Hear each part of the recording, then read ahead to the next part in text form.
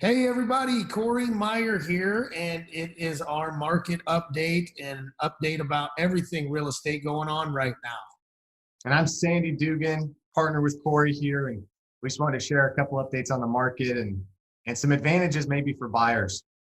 Absolutely, it's rough out there for buyers right now, um, trying to find inventory and then win offers. So we're going to be talking a little bit later on about how to win an offer, a couple quick tips right now of the best strategies to win an offer in today's market, because it can be very challenging and very disheartening at times, depending on how many homes you've ended up making an offer on, and maybe just to lose out. So, Yeah. So let's kick it off with some good news, right? Good yeah, news is national interest rate average for mortgage is under 3% for 3 weeks in a row. So we saw a little tick up, and then it's coming back down, which is what everybody wants to see. Everybody wants it to be cheaper to buy a house.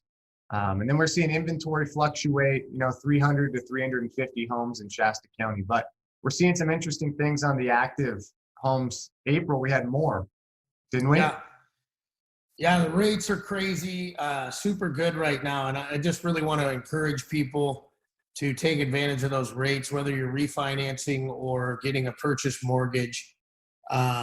It's amazing, and we don't know what the future holds in terms of where it's headed. But right now, it is exciting, and yeah, we did. We looked up some interesting information because we're constantly talking about how low inventory is, and Sandy and I just found a number that was interesting. 25% almost increase in inventory for the month of April over last year. hmm So active homes. So there's 410 homes that came on the market this year in April, and last year there was only 330. So we're starting to see people get their homes back on the market, which is what we need. We need more homes. Right, right. Yeah. Year over year, we saw that the overall number year to date is actually down from last year. But right now we're seeing a speed up and a pickup in the amount of homes coming on the market. So there is inventory coming on the market, and there are homes available, but you just got to be fast. You got to be good. You got to write the right offer and be working with the right professionals to help you win the offers that you do submit. It's wild to see the amount of homes pending. We're almost double the amount of homes on the market, which is a big number, and we've talked about that in the past. hmm But I think what we're seeing also, why we're seeing inventory increase, not only seasonality, but let's talk about Bob Sprinkle, who's one of the most reputable appraisers in town, sends out a report every month. And let's look at the Sprinkle report here. I mean, average sale price $381,000 in Shasta County. Yeah, so $216 a square foot for that average sales price. And then when you break that down year per year, new homes, as we all know, are quite expensive right now. And that has a lot to do with cost of construction. We're Yeah, seeing for wood costs and material costs, labor. So your average home, newer home, 0 to 10 years, average price per square foot is $234 per square foot. Now this is Reading. So outside of Reading, unless you're in Palo Cedro, tends to drop a little bit, but not much. right. Yeah, you just brought up something that literally blew my mind this week. A good friend of ours that's in the construction industry at a high level showed us some numbers of year over year lumber costs.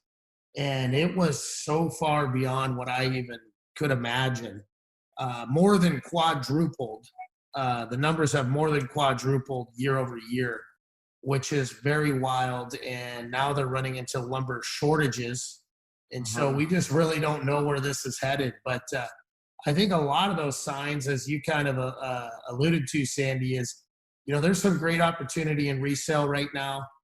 And if you currently own a house, there's a great opportunity with interest rates to refinance and get a lot of work done.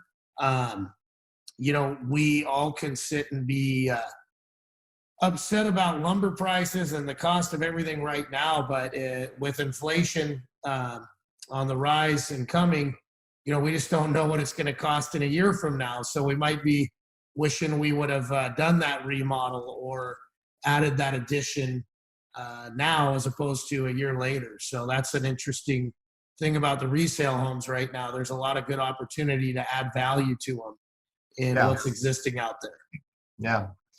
Well, let's jump into, buyers, giving them some advantages, right? This is what we're seeing day to day. Cory and I list a lot of properties. So we like to talk about what sellers really like to see, right? Because it's competitive out there. When we've got about 50 houses plus an escrow, and we have a lot of those that had multiple offer situations, Yeah. right? So homes are coming on the market. It's just getting in at the right time and then doing a few things to maybe give yourself a heads up. So I'll talk about the first one here, escalation clause. So this is something we're starting to see a little bit more often, and sellers really enjoy. You're able to say, hey, if you're in a multiple offer situation, we'll pay, for example, $1,000 or $1,500 over the next highest offer. So as multiple offers come in, we typically advise countering back for highest and best, and people adjust and change their offers. But with an escalation clause, you can essentially beat all of those offers potentially in a price segment if you're able to climb up and get to that highest offer. And of course, you always need to see the next highest offer to make sure you're not just getting some random number, right? Yeah. Yeah, that is So key. Usually the verbiage we see is, absolutely, it's based on us submitting them to them, the highest offer that is competing against them to get them to verify that we do, in fact, have another competing offer that is higher than where they're at, thus requiring them to, add another $1,000, $1,500. I had one the other day that was $2,500. So we're seeing this, very often right now. So I thought it was a great thing we should bring up. Sandy, I know, and I both had 2 listings last week with roughly 9 offers on each one of them. And 2 or 3 of the offers had escalation clauses. So they just blow away everyone else. So go with an escalation clause. You can put a cap. I don't remember if you said that, Sandy, but basically you're saying, hey, I'll pay up to $550,000 for this home, and I'll beat every offer by $2,500 that comes in with proof of it. So, yeah. And when I had the 9 offers last week, it was nice to see someone come in with an appraisal gap guarantee, and they did cap that guarantee at $10,000. But, right now, I mean, you could offer on one of our listings $200,000 over asking price. That doesn't mean it's going to appraise there. So that offer might be really irrelevant to us unless you have appraisal gap guarantee in there that you'll come in with cash to bridge the gap between what you offered and where that appraisal came in. Is that what you're seeing? Yeah, and that does not mean we're recommending removing the appraisal contingency, right? So there's a big difference there, because that's really important. That can go sideways for buyers in a lot of ways. So what it means is if a house is $350,000 and you offer $385,000, and you say, hey, I'll pay $10,000 over an appraised value if it comes in under my $385,000 offer, up to contract price. So I just had this happen on a property. That same scenario, it came in low. We had that $10,000 in there in the counter offer. And so we came up and it was a little under what the offer was, but seller and buyer were agreeable and understood, probably not going to get a higher or better offer. So that appraisal gap guarantee, it makes sellers feel very comfortable accepting a high offer. Right. And, paying the seller's closing costs, that's another thing you can offer that really takes it over the top. Seller in this county would standard pay for half a title and escrow fees. Sometimes you've got septic costs in there for pumping and inspection. A buyer could offer to pay those things and make it smoother. One other thing, go ahead. I was just going to add to that, Cory. Sellers, when we're presenting offers, the less things we have to say that a buyer is asking for, even if they're small, $250 to split a home warranty, take it out of there to say, hey, this is the price. They're not asking for anything. A seller's like, that's the offer I want to go with. Yeah.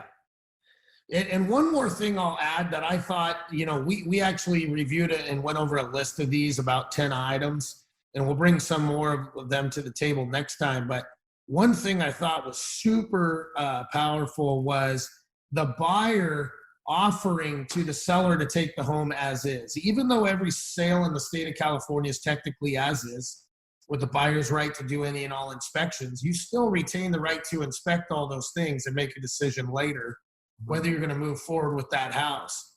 But if you really reiterate the fact that even though the California contract has that in its verbiage, that you have reviewed the home and you're willing to take it as is, you know, as long as something unknown doesn't blow the deal out of the water.